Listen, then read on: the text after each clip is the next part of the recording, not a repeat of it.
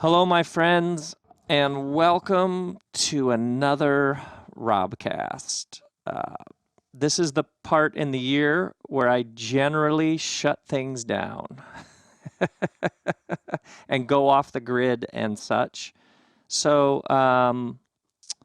we're going to do an interview today with our beloved friend Alexander Shaia. Alexander, welcome. Welcome to Los Angeles. Welcome to the back house. Welcome back It is to the great to be. It's RobCast. great to be here. And is this And the third? being in this room with you is I mark my year by this moment. Is this the third or third year in a row when you stopped by in December? It's the third year in a row for December. Man, Yeah, and 3 years ago was a very difficult moment for me. because I went from your house to the hospital. yeah, and you were close to the end, I was very close to the edge. and I Alexander and I just had lunch. It's only been this year that you felt back Yeah, to whole. yeah. Recovery from surgery or coming back from death has been a 2.5 year process. And I mean, now I am just in this place of vitality and joy and loving life and feeling good.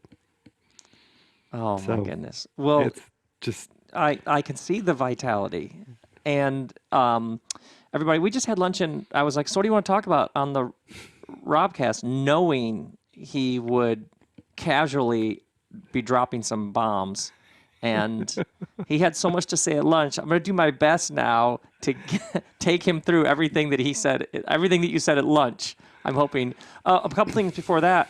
December 19th, my annual show at Largo, and I'm going to be talking about Mother Mary and our beloved friends. Your favorite band, Joseph, will be doing some songs, and who knows who else may show up. But my Largo Christmas show is always joy, and so that's happening. Tickets are at largo-la.com, and then if you want to hear the Holy Shift tour, you can download the audio at my site, and then tickets are up for the first few cities of next year's tour, which is called An Introduction to Joy. You need to come out to one of these tour stops. I would love to. Okay, we have to work this out. That we do. I mean, I just have to stay in the States long enough. The first tour starts in Orlando in January 18th, then it goes to Tampa January 19th. And so, Florida, I see you, and I am coming your way to start the Introduction to Joy tour. Did I leave anything out? I think that's the things that are happening. A couple things that are going on, but that's all that. We have Alexander Shaia in the back house. I am here. He is an international figure with a background in anthropology. He studied with Joseph Campbell. He was born and raised in Birmingham, Alabama. Believe it. And your family, your grandmother came from Lebanon? All my family and my parents were born in Lebanon and came here as children. So, a Lebanese Alabama anthropologist. And it all comes together in this beautiful human being we know to be Alexander Shaia. I tell you. For the very first time this year, I got a chance to go to Ellis Island, and it blew me away. I just sobbed looking at those stories and realizing for the first time what my grandparents went through and my parents as children to come here. And your grandmother had your mother when she was 14? Yes. My grandmother was married at the age of 13 and had my mother during her 14th year In Lebanon. in Lebanon. And then when And did that, they and come to the States? my mother was just about a year old. When a 14-year-old mother left Lebanon and came to the States. Right. It would have been the 40s? What What? year would that have been? Oh, 1912. 1912. Good Lord, I was off by 30 years. Yeah. 1912. 1912. And the ship was there were great storms in the Atlantic. The ship was stalled. They ran out of food. Scurvy broke out. And I won't even go into the rest of what they faced, but they were so fearful that when they got to Ellis Island that they were going to be sent back because they were sick. So And that's I only just I stood at Ellis Island. I looked over at the Statue of Liberty, and one of the details about the statue, which I never knew before, is that her left foot is raised. Yeah. That she's not standing waiting for immigrants. She's reaching out for them. Anyway. That's really beautiful. So, today, let's talk about the two things that I was like, oh, everybody needs to hear this. When we talked about darkness, and then you were like, I want to talk about hope. So let's talk about darkness, then we'll talk about hope. Advent season. In December, end of November, December, something within me that's tuned into nature starts to shut down. Something within me outside of the calendar is like, shut it down. I find I'm much like sleep, quiet, things I've been saying for the past year. Stop saying those things. Stop telling those stories. We're done. We're wrapping something up. Which more and more I'm realizing is a body, heart, soul connection with what the natural rhythms of creation are doing all around me. And that Advent was people for literally thousands of years naming these cyclical patterns in nature. Right. So I mean, the part of me wants to give this wake-up call to larger Christianity because for Christianity in the Northern Hemisphere, our whole cycle of feasts were set by the earth. And I mean, you can look at all the council documents and the letters, but all that yada, yada, yada stuff. All of this came out of the earth. We were responding to to the spirituality of the earth. Christianity is at its heart an eco-spirituality. Which is the same for lots of traditions. Yes. At some level. It's a human thing. It's a human thing. Yeah. I mean, you can say it's an indigenous thing. And I actually prefer the word indigenous over pagan. Pagan means of the earth. But Christianity at its best is an indigenous spirituality because we're deeply living from what the earth is giving us. So where does this whole thing about Advent come from? Well, when the Christian world met the Celtic world, and I like to remind us that in this, and we're talking 4th, 5th century Common Era, and the Celtic world goes from Ireland to Turkey. But the Celtic world does not come south of the Alps. So that entire northern sweep of Europe is bound by one sort of core practice, which is this seeing the great tree that joins the underworld and this level and the overworld together, and the understanding of the sun, S-U-N, the sun cycle. So from Ireland to Turkey, all of those regions have got their own particular expression of the tree and the sun cycle, but that's really the Celtic world. What's the tree? It's like a trunk? Yes, the great tree that holds all three levels of the world together. And the roots go below the earth. The roots go the below netherworld. The netherworld. This is the upside down from Stranger Things. Yes. Like what? And then the trunk that's in the middle would be what we know. Yes, our level of reality. I'm just riffing here. Yeah. And I can imagine then the top, the branches, the leaves way up top would be the heavens, the upper world. The upper world. Okay. Right. So there's a great tree of being. Right. Which we understand ourselves as. The tree becomes a representative of us and how we each are called to hold those three worlds together. And tell me, and those three worlds, as they're experienced for a human, would be the ideal heavens? How would you say that? The heavens would be our highest potential. Yep. The underworld would be our deep resources.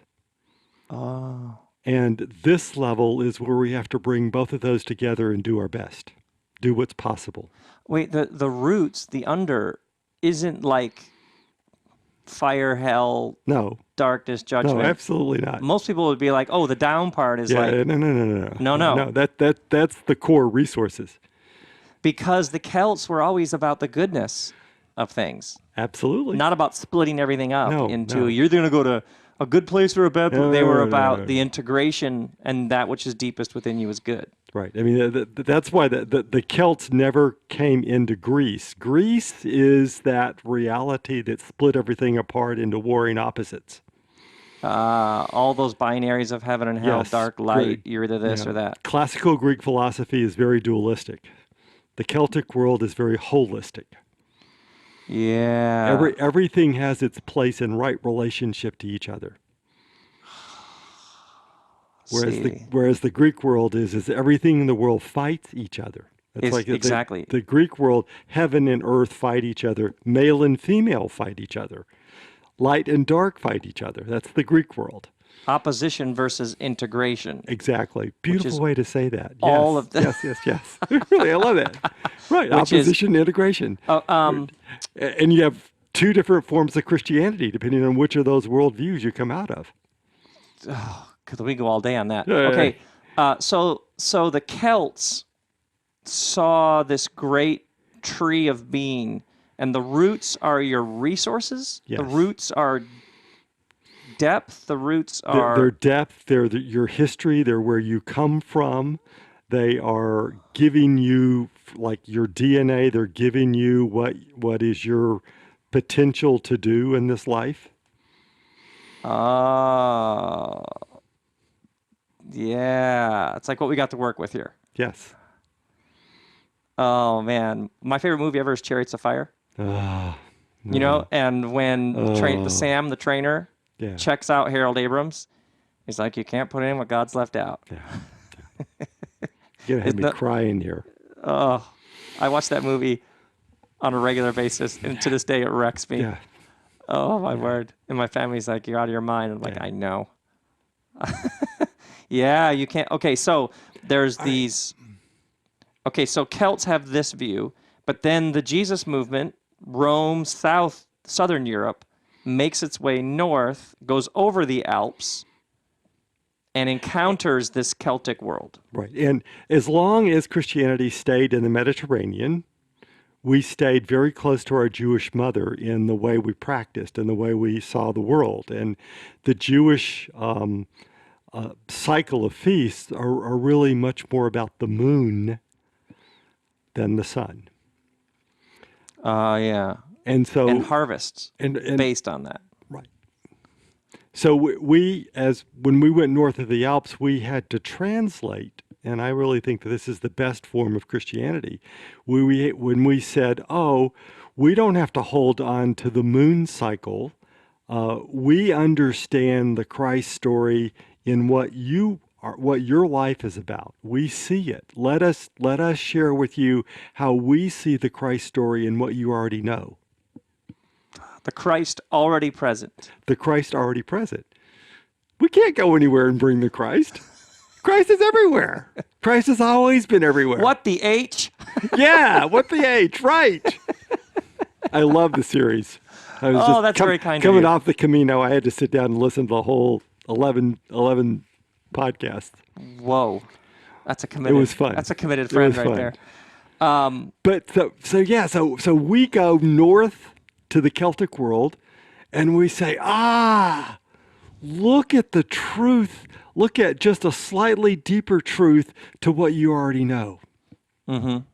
And so we understand from our Mediterraneanness and our value for the Jewish sense of darkness and the night. In the Jewish sense of darkness, the night is the place of recreation. At the beginning of every Shabbat service, the assembly turns to the door of the synagogue or the temple, and they open it and they pray and they welcome in the Queen of the Night, who comes to bring restoration and recreation. So night is not to be feared. No.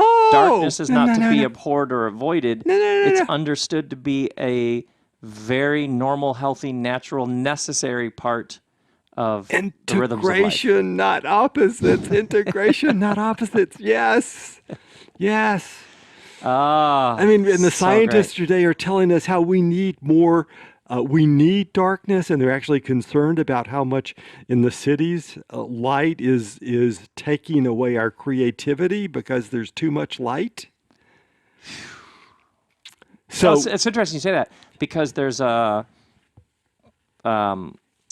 drugstore pharmacy here in the neighborhood that's like open 24 hours, and it has these horrific neon lights, and it's something.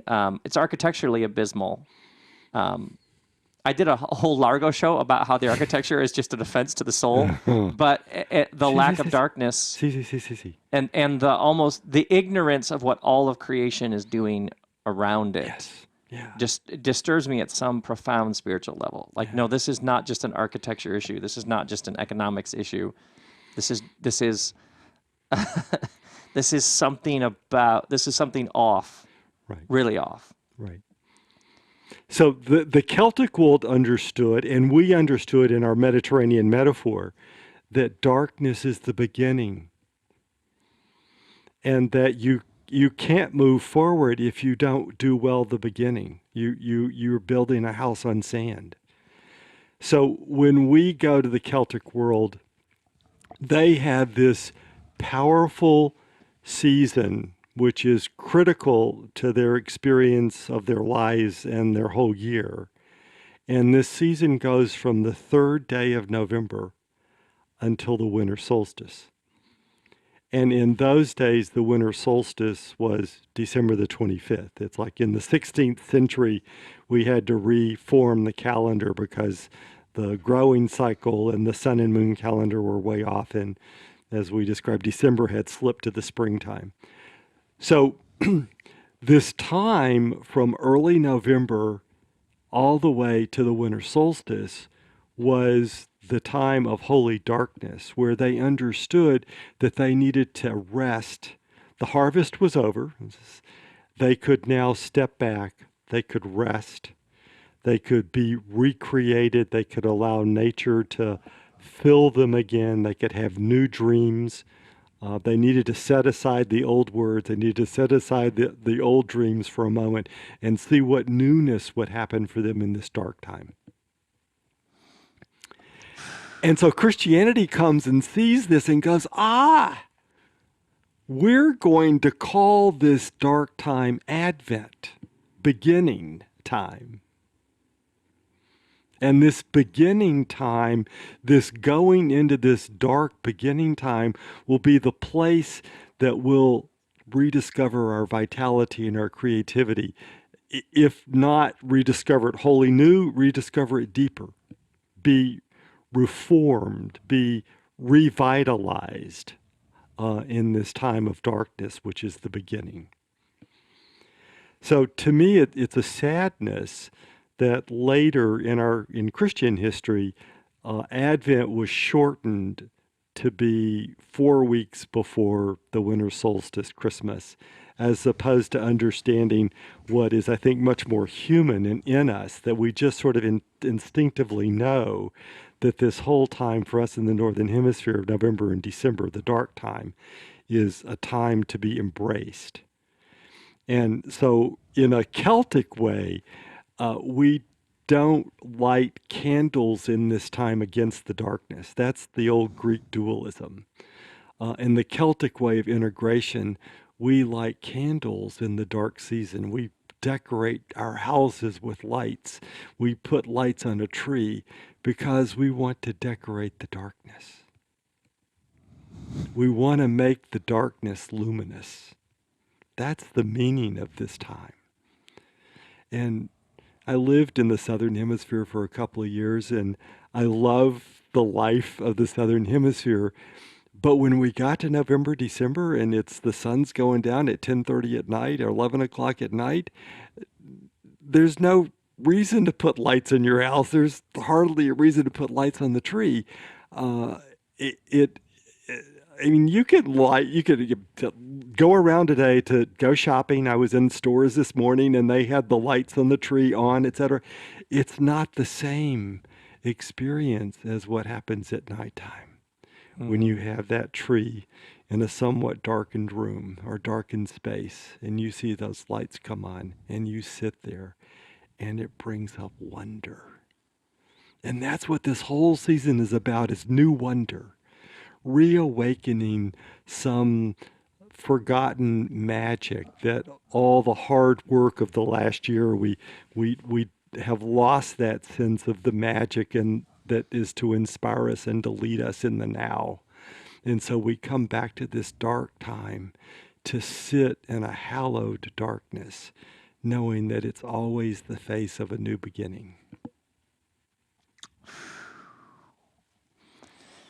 Man, oh man, oh man. That's really beautiful.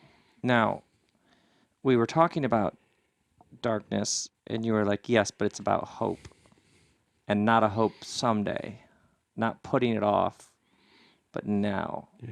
So can you take us into hope? So yeah, it just I love Advent and I love Christmas, and I'll just say right now, I apologize to everyone that this past year the book on Christmas did not get written. What got finished was my new book about returning from Camino, which I highly recommend, available on Amazon, and What's it's it already called? been translated into 4 languages. Whoa, what's it called? Returning from Camino. Returning from Camino, available where fine books are sold. And on Amazon. And on Amazon. And it's the experience of coming home from pilgrimage. And already I've had people from all manner of pilgrimages say this book has really meant a great deal to them. And now I'm hearing people saying, I've just gone through a great grief, or I've just had an ecstatic experience. And they're finding that this book speaks to how you come home from any sort of deep experience that has both expanded and unsettled you. You aren't who you were because of this experience, and now you don't fit into your life like you used to. Yeah. And that's so you've experienced something that's great beyond words maybe, and yet it's also brought with it disruption and grief and people around you who weren't there and don't know what you're talking about. Precisely. This is a gift. I should have talked to you. That's a great title. You aren't who you were. Yeah. I might add that as a subtitle in the second edition, which is coming. But that would bring that. You know, I love the titling. Well, in the subtitling. But it's true. Yeah. It's like you aren't, and you don't understand yourself when you've come back, and the people around you are really struggling to understand the experience. You can't even put language on what's happened to you. Not initially. And what this means going forward. Not initially. Let alone the people around you who may even love you very much and support you, and yet they're like, what do we do with this? Right. Oh, Right. I know all about this. Okay. Oh, so that book is out. Great. Yeah, so that book is out. I am now seriously, folks, with all apologies, but you have my commitment. I am now starting the Christmas book, the 13 Days of Christmas. I think it's going to be the 13 Days of Christmas. And I hope, I pray, and I expect it will be available next autumn. All right. Let's talk about this hope stuff. Yes. I'm concerned about hope. I'm concerned about that it's not that this idea is not helping us. First of all, if I'm hoping... By the way, that's a great opener. That's good. I'm already like, wait, what? Well, yeah. What's going on in you when you're hoping for something? It places everything in the future. Yep. Whether it's tomorrow or 3 weeks from now or that moment that the gifts get opened under the Christmas tree, et cetera, it's somewhere out there. And you miss now. And Christianity is always about now. So unless, in my way of thinking about this of late, unless you do embracing the darkness in the now, Christmas is not, quote unquote, Christmas is going to have a really hard time coming. Because if you've raced ahead to some inline, some goal, crossing the goal line, you're not doing the internal presence of now that's going to actually let that open up in you. It's like you're sitting back in some passive way waiting for something over there. And this time of November, December, this Advent time is, can you go in and embrace the darkness? Can you look around and see what Spirit is doing in you in terms of new dreams? Maybe new sorrows. Can you be in what this darkness is doing with you right now? And can you know that when this darkness has done what it is intended to do with you right now, at some point, that it will open up into exactly the vitality and the giftedness that you want? But you can't get there by hoping. You can only get there by knowing.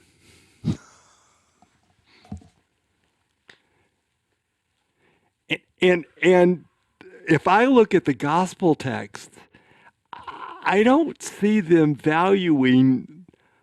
Well, let me say this, because when we're up to it, and our backs are against the wall, and our lives have broken in some fundamental way, it's really important for us to quote unquote hope that things are going to turn around.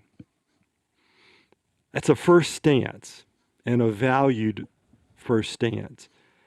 But I want to suggest to you that if you stay in this work longer, that hope is going to turn into knowing.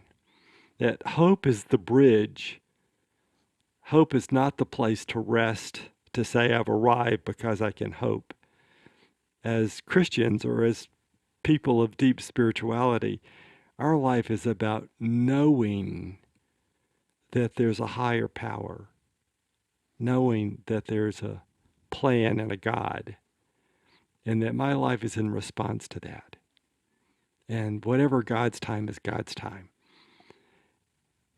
And that's something different than hoping, because hoping has doubt and uncertainty and some anxiousness and wondering. And knowing is about, all right, God's given me something to do today, even if what I have to do today is sorrow.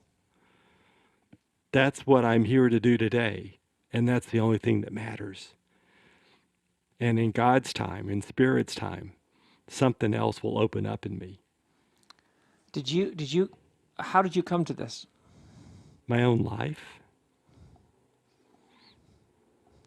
I mean, I can read all the books, and but basically, it's my own life.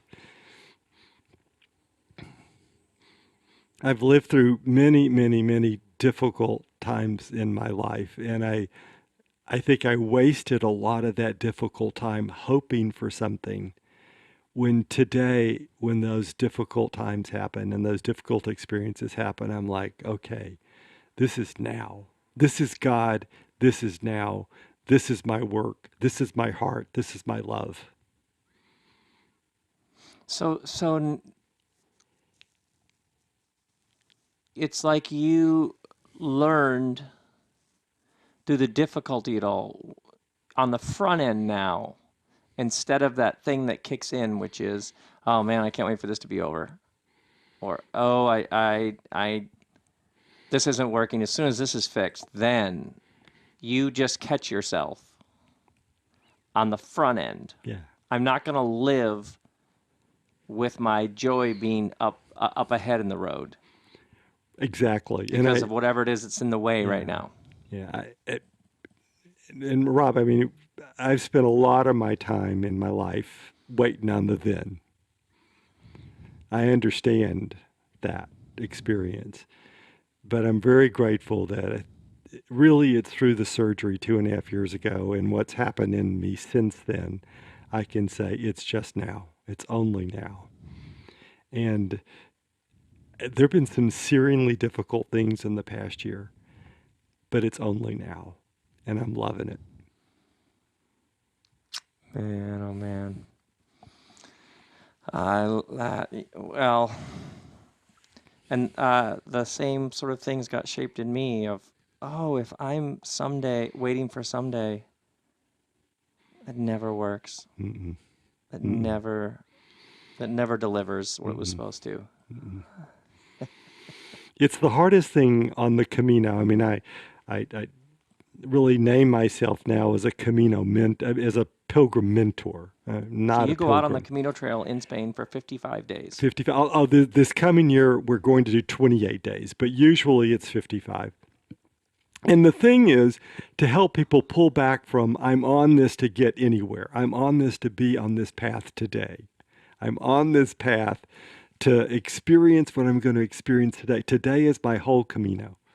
It's not about the big city I'm walking towards. It's not about some place at the end of at the end of our days. It's not about some certificate I'm going to get. It's about right now. And this year's group, I think, really moved into that reality earlier.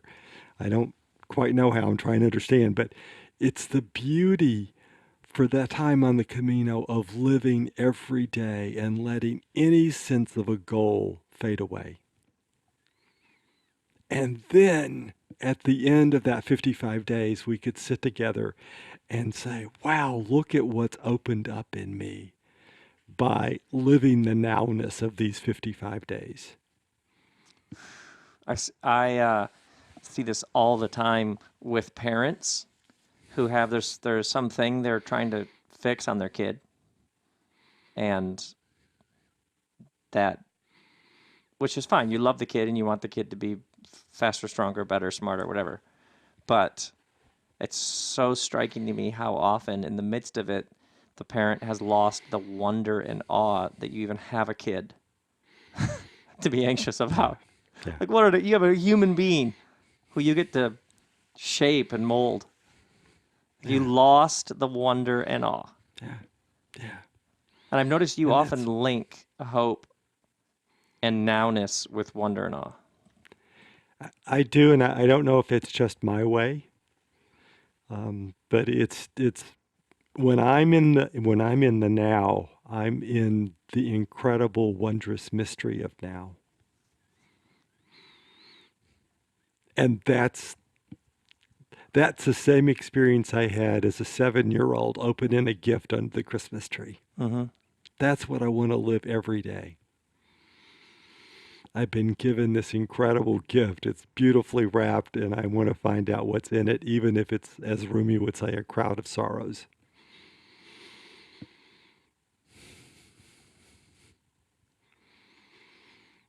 So I want to invite my Christian brothers and sisters, and anybody else along this journey to Everybody's to, our brother and sister. yeah. Everybody. Whatever they are. Thank you for the redirect. It's like this dark season, every day in this dark season is presenting us a gift. Every day. What is it? How are you opening it?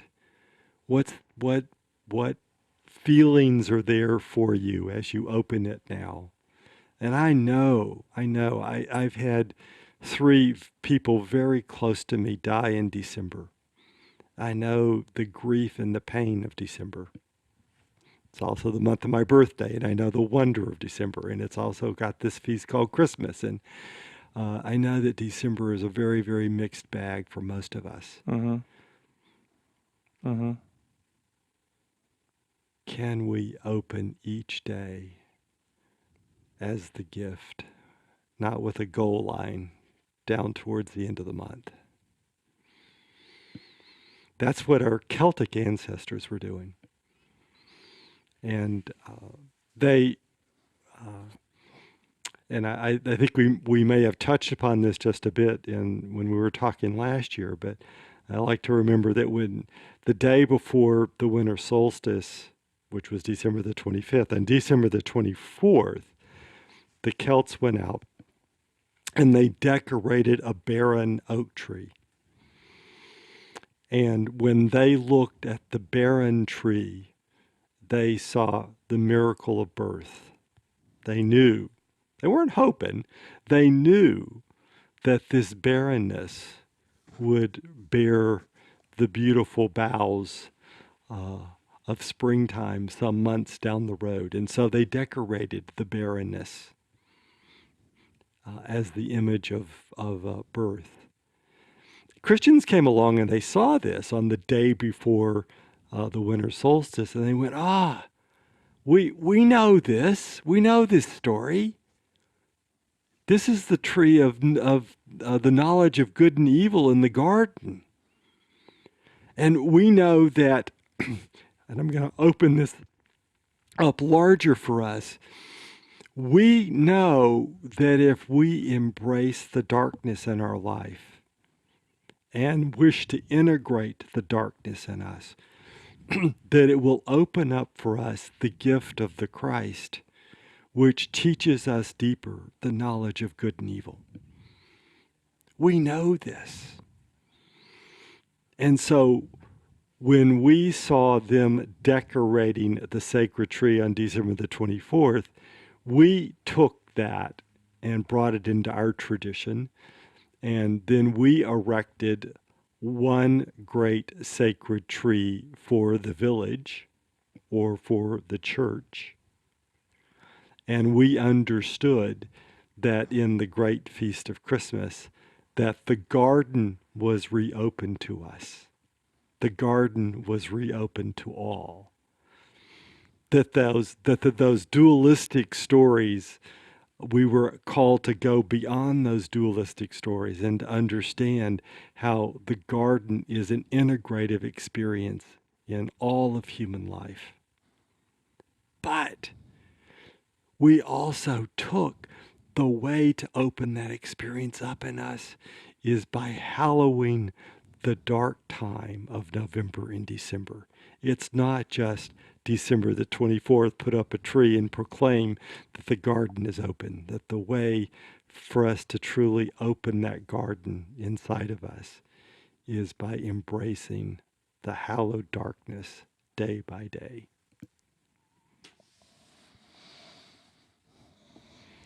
That's just beautiful.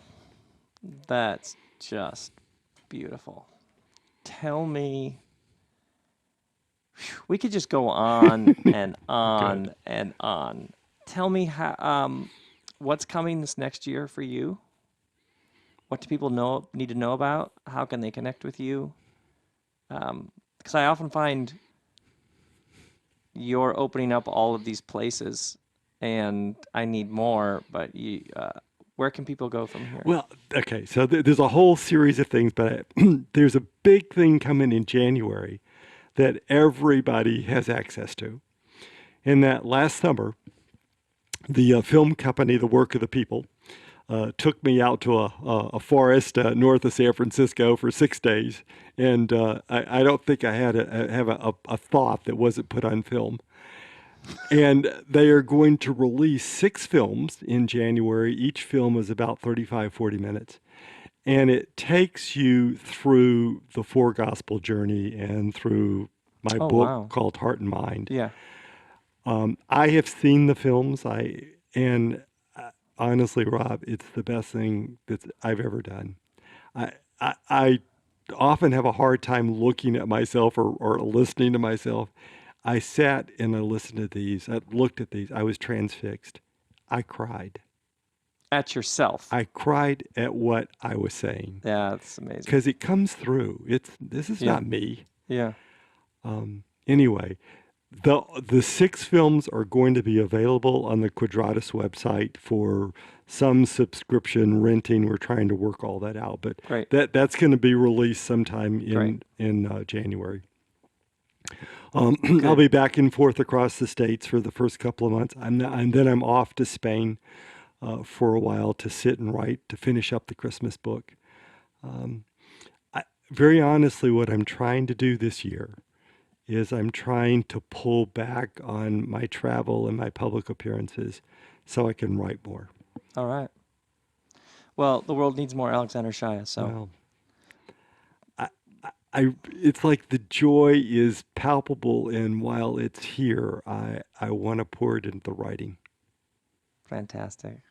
That's great. That's great. You have taught me so much. I know for so many RobCast folks, you have been an endless fountain of wisdom. Were you going to say something else? Yeah, there's one more thing I need to talk about or want to talk about this coming year. Yeah. I have a new sponsor or partnership for the Camino, and it's called the Missional Wisdom Foundation, a Methodist-based group out of Dallas, doing phenomenal work in terms of repurposing churches as like community centers in low-income neighborhoods with and they also offer pilgrimage. They offer pilgrimages to Iona. I now join with them, and they will become my partner in offering the pilgrimage to the Camino. So if people want to hike the Camino in Spain with you, there are spots. People could do this. Yes, yes. And where do people contact you for that sort of thing? Go to my website, Got it. quadratus.com. Love it. And we even have just put up some films on the website, which are videos of this year's pilgrims who graciously were willing to be videoed and talk about their experience. Go look at, even if you don't walk the Camino, go listen to those experiences. They are phenomenal. I love it. I love it. Anyway, so I love what you're up to, and I love it that you survived what you survived 3 years ago, day by day, and that you're here, more alive than ever. yeah, it's true. It's like you're just getting started. I feel that. That's fantastic. Yeah, seriously. This is also the month that I have to go through all the medical tests again, and there's that little shadow that sits there. But I'm loving every day. Well, once again, it was wonderful to see you. And darkness and hope. Yeah. And nowing. Nowing. How do we spell that? Nowing? ING. Nowing. Nowing. Versus So thenning. We're not thenning. We don't do thenning. We do nowing. Yeah. So I really want to wish everyone that they will embrace as much as possible this time of the darkness, this time of the holy darkness. And in the night, light your candles to decorate it. Beautiful. Beautiful. Grace and peace, my friends. Thank you, Alexander. Thank you, Rob.